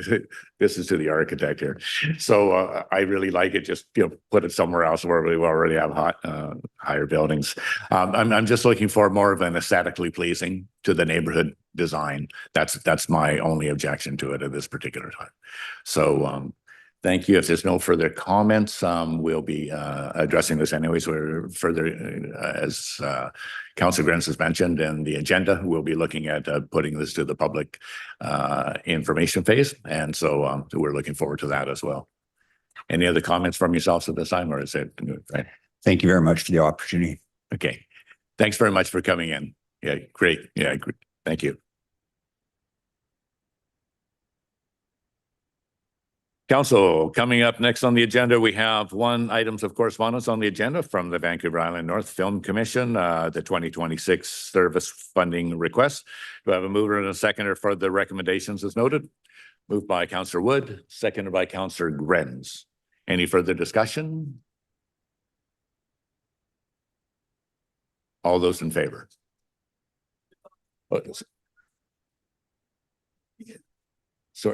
Sorry, it was moved, yeah, the recommendation. Yes. Oh, you want to say something before I call the question? Is that right? Oh, okay, I didn't get that, but yeah, go ahead. Yes, thank you. I had a chat with emailed communication with staff and moving it to the financial budget or deliberations.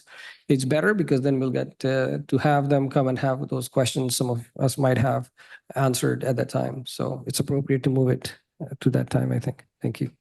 You're good with that then. Okay, thank you. Councillor Martin, go ahead.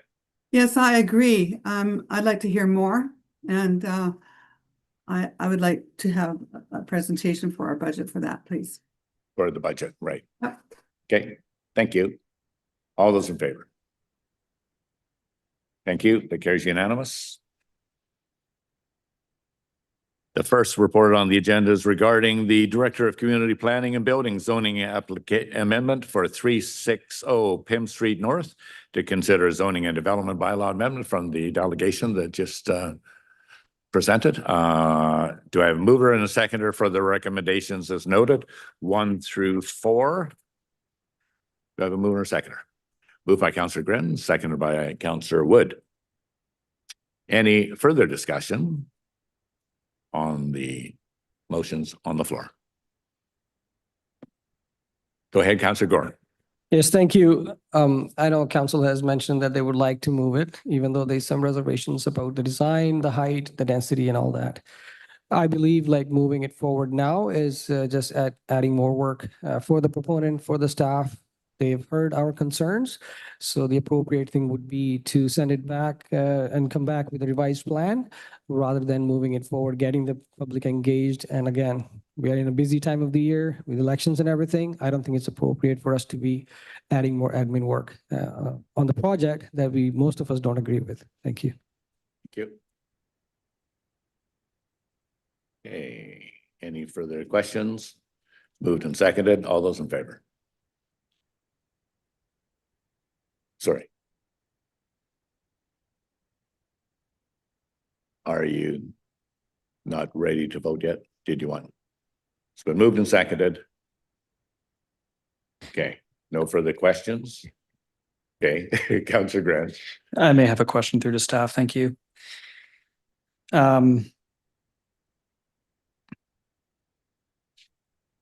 So if the proponent were to take this to a public meeting, open house, they would then come back potentially with the feedback from that open house. I don't think we've really hit a point where the open house has had a lot of pushback on it when we've sent it to open house. This is kind of like new territory for me in seeing this. So, I mean, maybe the staff can provide a little bit of perspective on that when we've seen things go to open house without as much kind of buy-in right off the bat.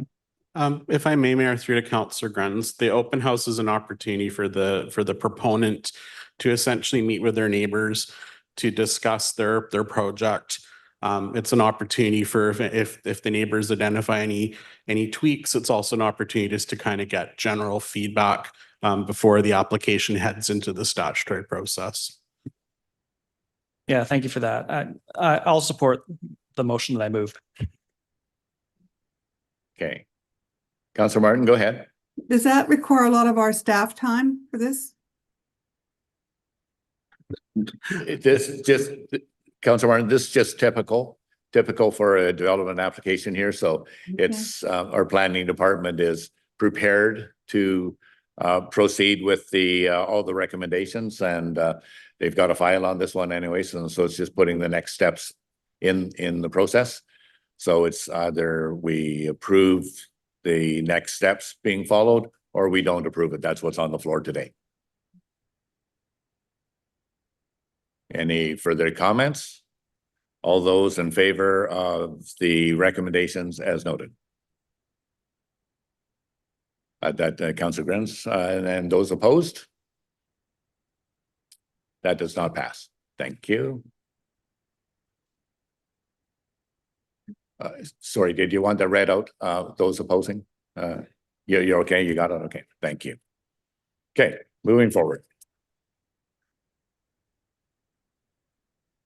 The next report from the Director of Community Planning and Building is a development variance permit application at 399 Kingsley Street to consider proceeding with notice for a development variance permit. Do I have a mover, seconder for the recommendation? Moved by Councillor Gore, seconded by Councillor Martin. Any discussion? Go ahead, Councillor Gore. Yeah, quick question through you to staff. So I see that we're seeing more of these applications, Mr. Russell, where people want to change their accessory building into a single family dwelling. Within the SHMU or our bylaw, is there a minimum size that these structures need to have to be classified as single family dwellings? Because this seems a very small. How much is it? 300 square feet, if I'm not wrong. What's the size of this building that will be turned into a primary dwelling unit? Thank you, Mr. Russell, if you would please. Certainly. So it'd be subject to the building code requirements. There isn't a minimum size in the zoning bylaw any longer. That was part of the provincial direction, was to base it on the requirements of the building code instead. Okay, thank you. Any other questions? All those in favor? It carries unanimous. Thank you. The next report is also from the Director of Community Planning and Building regarding the development permit at 240 Dogwood Street. Do I have a mover, seconder for the recommendations? Moved by Councillor Wood, seconded by Councillor Grants. Any discussion? Councillor Gore, go ahead. Just a quick question to Mr. Russell. Thank you for entertaining all my questions, Blaine. Thank you. I know in your report, you talk about no environmental impacts with this variance that they're seeking. Can you clarify what they're trying to build here? And I know the 30-meter setback from the shore will be reduced to 20 meters, but the structure they're proposing does not really fall under like a structure, it's just a patio. Can you clarify that, please? Certainly, if I may, Mayor, through to Councillor Gore. So there's setbacks in the zoning bylaw adjacent water courses, which are primarily designed to deal with not every city has development permit areas where professional reliance, where a geotech or biologist can look at a specific site. So the setbacks that we have to the water court, to the ocean itself, as well as to the top of the bank, are there sort of a backstop, an extra backstop, if you will, in case there were properties in the city that weren't in a development permit area. So in this particular case, using professional reliance, there was a geotech study done, as well as a previous development permit application, a full biological assessment of the property was done. That biological assessment determined that other than a treed area, kind of close to the mini golf, that the property is fully developed and doesn't have any substantial environmental features. And then with respect to a retaining wall is not a habitable structure. So it's not the type of structure that would be, potentially damaged by, let's say, ocean waves or whatever. And in this case, it's over 11 or 12 meters in elevation above the sea level. In addition, it also helps work towards bank stability. That's basically what retaining walls do. They retain the earth. And in this case, the variance is because the structure is within that 30 meters, as well as the top of the bank setback, it does require a variance to be located there. It's a variance that's internal to the site, and it will allow the retaining wall to replace an existing one that is rotted away, and then allow for a railing on top. And then with respect to the patio, paved surfaces, paved decorative surfaces like patios aren't structures, so that it's not subject to a setback requirement. Hopefully that was clear. Are you good? Follow up, go ahead. Yes, thank you. So just to clarify, thank you. Further clarify, if this development permit is very specific to the patio, they would not in the future go ahead and build a structure above it, which could be residential or anything. That would not be allowed. If I may, Mayor, this permit is very specific to this specific structure. So any addition onto the building or whatever would trigger another variance consideration and development permit. Thank you. Any further questions? I'll be supporting this application. I'm impressed that the owner has continued to make improvements to this location, and will make it even better with the new patio and guardrails and so forth. I'm looking forward to it, and I appreciate their efforts to bring this property to its full potential. So I'm in support of this. Any further questions? All those in favor? That carries unanimous. Thank you. For bylaws, we have in 3 readings, we have the road closure bylaw 2025, number 1598, regarding adjacent to 423 Alberni Highway. Do I move or second for the recommendations as noticed? Moved by Councillor Wood, seconded by Councillor Grant. Any discussion? All those in favor? Thank you. Carries unanimous. We also have on the same address, the Zoning and Development Amendment Bylaw 2025, number 2000.156 and 423 Alberni Highway. Do I move or second for the recommendations? Moved by Councillor Wood, seconded by Councillor Martin. Any discussion? All those in favor? Carries unanimous. Thank you. Third and final reading, adoption of zoning and development amendment bylaw 2025, number 2000.15, sorry, too many zeros. Number 2000.155 at 1180 Resort Drive. Do I move it or second it for the recommendation? Moved by Councillor Martin, seconded by Councillor Wood. Any discussion? Although, sorry, go ahead, Councillor Gore. Thank you. I want to take the opportunity to, first of all, thank the community members that came out to the public hearing to speak on this issue. Special thanks to the Craig Bay folks who came out in large numbers, as usual. So that was good to see. I have a few things I would like to express my opinion on this. I have, after hearing all the comments from the public and having done some research on this project, I want to mention that this whole project is within the resort lands. This was, Sorry, you turned away from your microphone. yeah, sorry. Yeah, this proposal is in the resort lands Yes. area in our OCP designation. It was a one-off OCP amendment that was done to make it into a high density plus some commercial that we have now. That was not in the official vision or the plan for this neighborhood. But this is what we inherited as the council. It was done previously. Now the application is to further change that plan from the commercial to combine it to make it do one larger commercial space that can perhaps be used for a grocery store. In the OCP, we have a policy or recommendation, I should say, a guidance that before approving a grocery store, we do a market impact assessment. And I've spoken about this before. I apologize. I'm repeating myself. But looked like we skipped that step as well.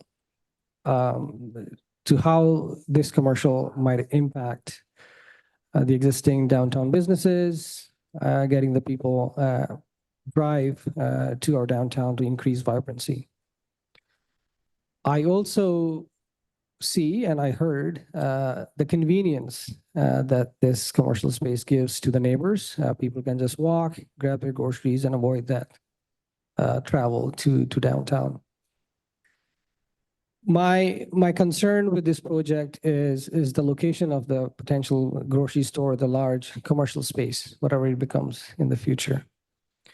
No sidewalks, very, very adjacent to the resorts. I am not sure how it will impact with the traffic and everything.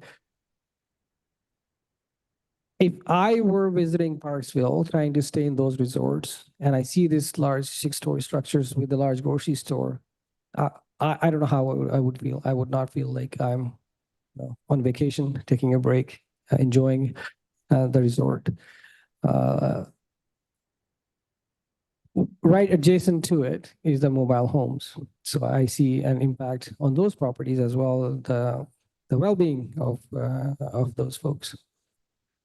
And right next street over is the Heritage Mall that has the potential for all the commercial space, whether a grocery store, whatever needs to go there. So we already have a designated property that could potentially in the future develop into more commercialized area for people to enjoy shopping and all that.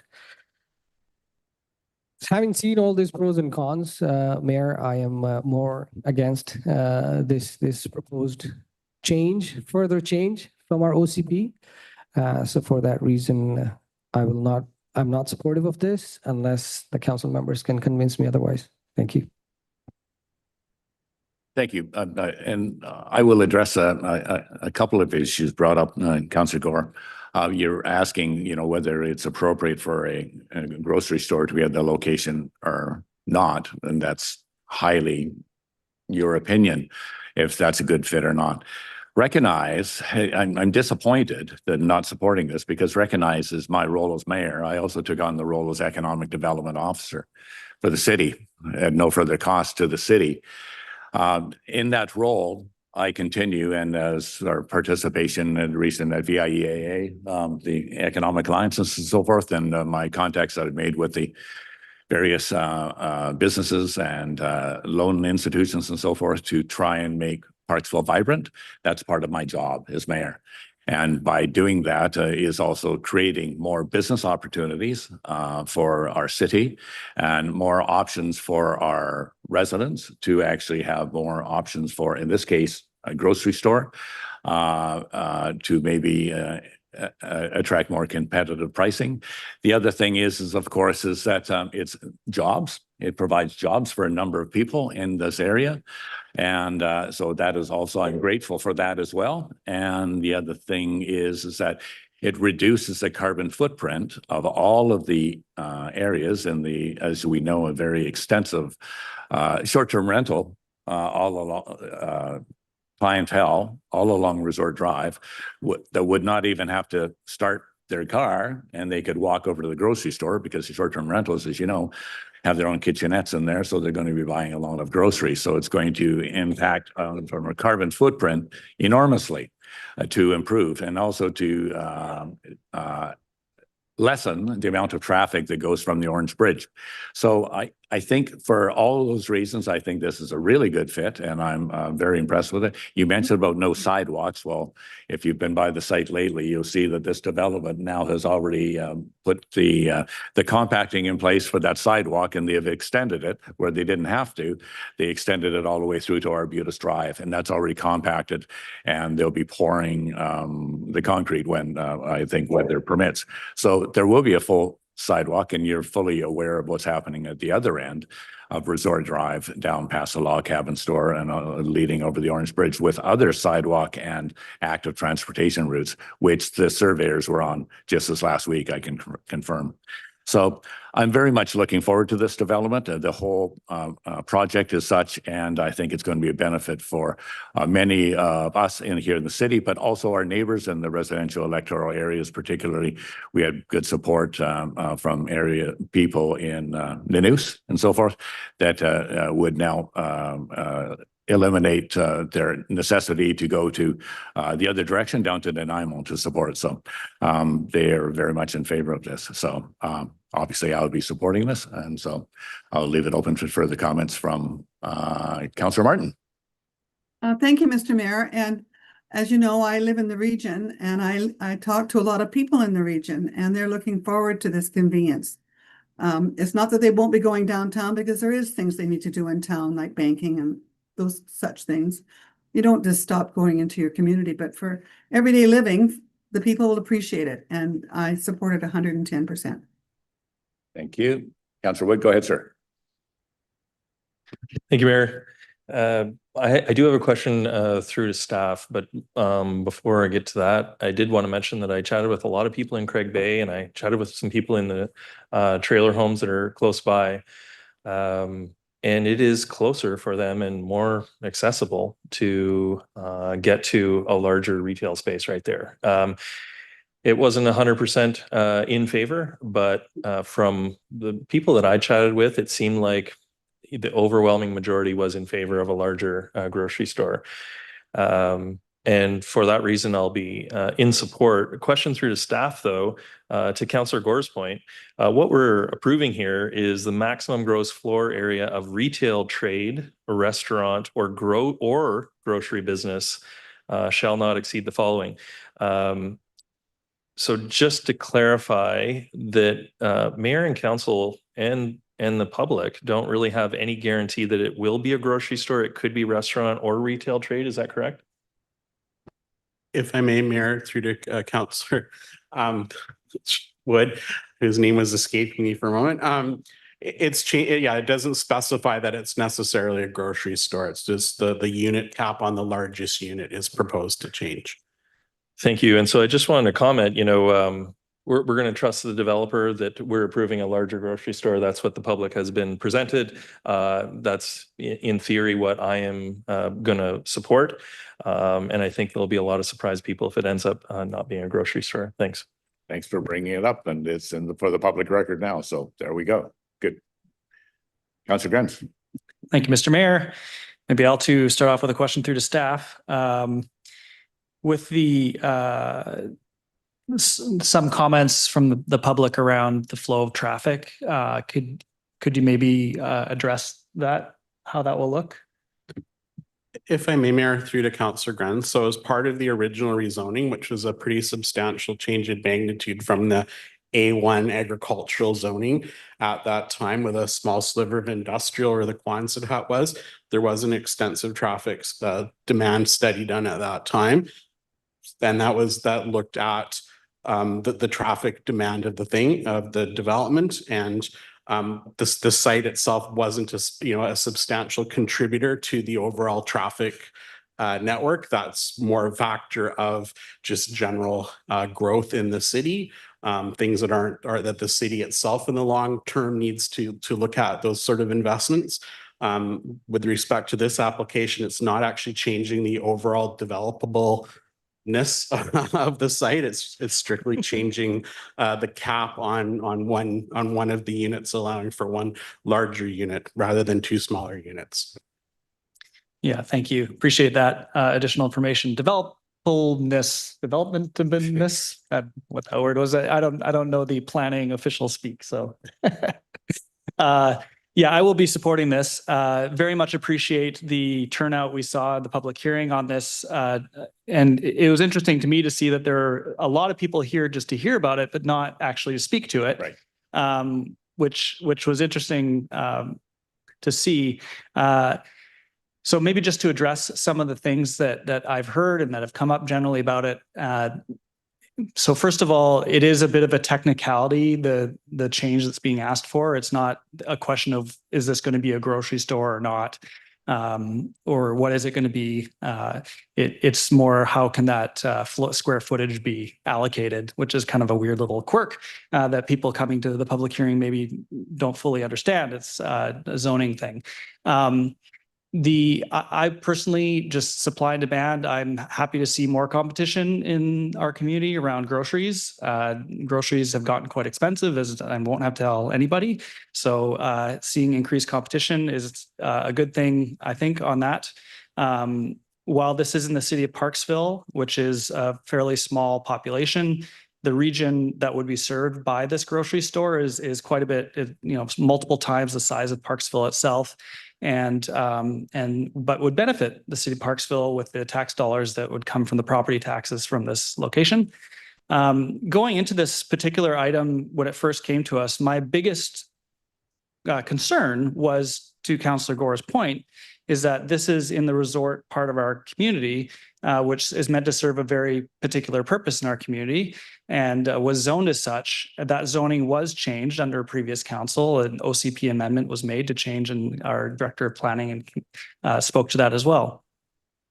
Now that it's there, how can we make sure that this location is something that's going to be still serving the resort needs of having, and Mayor spoke to this as well, having something that people who come here from out of town will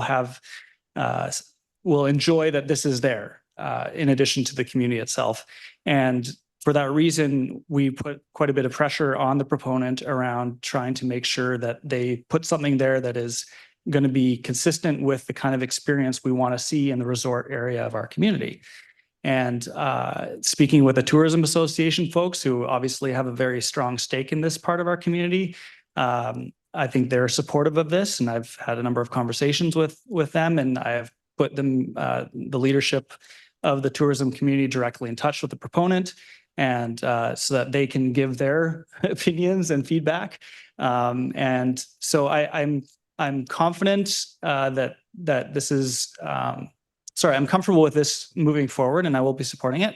And but to Councillor Wood's point, I really do hope that the proponent follows through on the things that they're pitching to us, and that they really listen to what we at this table are saying, and what the community is saying, and what the Tourism Association is saying, because this is a very critical part in our community, it being by the resort row. So I will be supporting. Thank you. And to that comment as well, the being in the resort area and so forth, that resort area has always had a very shortage of housing for the resort workers that supply all the resorts along that drive. So we've always, it's a long ways to go to any, I can't think of any actually in that area on this side of the bridge, so to speak, anyways. And so having all those, speaking to the entire package of that, the whole project, it will provide very needed housing for those individuals in that area as well. So, Councillor Gore, you had your hand up again. Yeah. Thank you. Through you, I have a question to Mr. Russell. So something, I know there's a lot of talk about, let's hope it becomes a grocery store. I hope that the developer follows through what they're promising in this application. But something like a 219 covenant on the use, is that something we could do as a council, as part of the rezoning? If I may, Mayor, through to Councillor Gore, we're past the public hearing stage in the process. So I believe we would have to go to public hearing again at this stage, because all members of the public are supposed to be presented with the same information. And this is essentially almost a change in use. And so once you've had a public hearing where where the use is specified, you essentially can't change use or density after the public hearing without holding another public hearing. So, yeah, as a councillor, I guess I'll take the blame for that, for not bringing it forward earlier than the public hearing. But yeah, without that assurance, I will definitely be voting in the negative on this. Thank you. Okay, I'll call the question. All those in favor? Thank you. That carries. Those opposed. Councillor Gore is opposed. Thank you. We have the next notice of motion on the agenda today is from myself regarding the District 69 Ice Arena lease agreement with Parksville Curling Club Society. I'll read out the motion that I'm proposing at this particular time, that council approve continuation of the terms of the 2020 to 2025 lease between the City of Parksville Curling Club Society on a month-to-month basis until June 30th, 2026, to allow the society to complete its seasonal events. I have a seconder on that, Councillor Wood. Thank you. I can speak to that now. The reason for that, of course, is that the Parksville Curling Club has had a change in the presidency, and so their board and so forth has stepped down, and so they're in the process of reorganizing in this particular point, and so they haven't had the opportunity to sign the lease agreement, which would have been due January 1st. This gives them an extension to continue their season because it goes through until March, of course. And so this is to, I have it on a month-to-month basis, to June, in case they go into finals as well. So that's the reason for here, so they can continue operating as it is, and just to give them a little bit of wiggle room at this point. Any other comments or thoughts? Okay. Councillor Grants, go ahead. I guess maybe a question, if I may, through to you. Sure. In terms of the, are you aware if they're sort of starting the conversation amongst themselves about what they'd like to see moving forward on this? And have you had that conversation with them? Yeah, yes, we have. CAO Kaler and myself have met with them, with Tony at that particular time. He was just stepping down, but just for more information of what the lease looks like, because we often do that when it's time to sign the lease. We have a meeting in with the leaseholder and so forth. And we had that conversation, and we expressed exactly what council's wishes were for the moving forward on the lease as it was. They had also talked about any financial changes in the lease. We declined that at the time because what we felt is that the city in last year, 25, we approved had it written down. $100,000. Yeah, 100,000. But anyways, to be clear, that portion has not even been used yet. So that has already been approved, so that like the heating and cooling units are ordered, but they didn't get put in because it may have impacted this season. So that's a contribution of the city of $102,000 that's in the kitty waiting for them to proceed with this work. And so that hasn't even been utilized yet. And so bringing that to their attention, that That is still being funded by the city, as well as what we did previously was another $50,000, which was for the refrigeration units, which was completed already. And so what we still have outstanding are the rooftops anyways that haven't gone on. And that is still our commitment from the city, is that we are still dedicated to that. In fact, the purchase orders have already been let for all this equipment. So we're definitely in for it. And so that will take place as soon as this curling season winds up down. And so that's moving forward. We brought up the fact that we have helped in the past with that amount of money.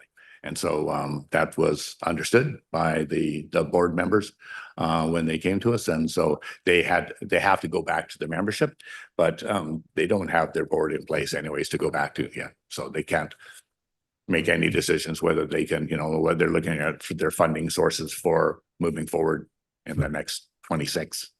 So they haven't established that. So this just gives them opportunity to check all options, and whether it's membership, whatever fee structure they're looking at, it's their overall operating capacity and what that looks like. So will be, ball is back in their court, but we're just giving them room to play with that ball a little bit before they serve, so to speak. I should use a curly. Yeah, I was hoping a curly. Before that. Hopefully they hurry hard. Before that rock is Yeah, released. Yeah. All right. Okay.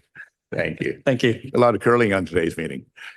Okay. Any further comments? Go ahead, Councilor. Yes, thank you. I just want to thank you, Mayor, and the staff for taking this on. And it was last minute, so I appreciate your work on this. Thank you. Thanks, Councilor Gore. Yeah, it's sometimes, it's just laying all your cards on the table and what we can do and what we can't do. So it's a great organization. I have to say, curling is amazing group. All those in favor? That carries unanimous. Thank you. Hey, any other notices of motion for the next meeting? None. We'll now move into liaison reports. And in the interest of efficiency, I'd ask council members to keep their updates concise. Councilor Gore, you're up first. Thank you. I will keep it concise, Mayor. I was able to attend the Beach Fest Society meeting. They welcomed 2 new board members, and the theme for the next year has already been selected. So they're actively working at getting things organized. Also looking at a very busy year ahead at the outdoor theater. Thank you. Thanks, Councilor Gore. Councilor Martin, you're up next. Go ahead. Thank you, Mr. Mayor. The Downtown Business Association is having their Imagine Parks full progress. Just to let everyone know, it's a 5 to 7 year project.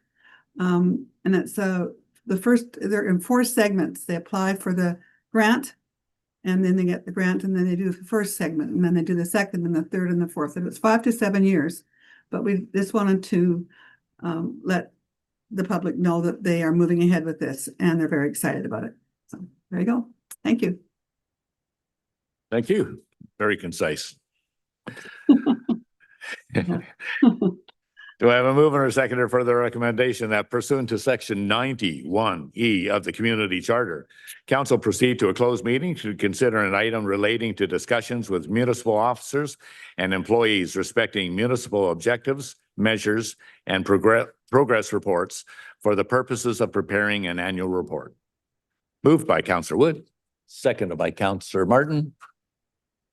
Any discussion?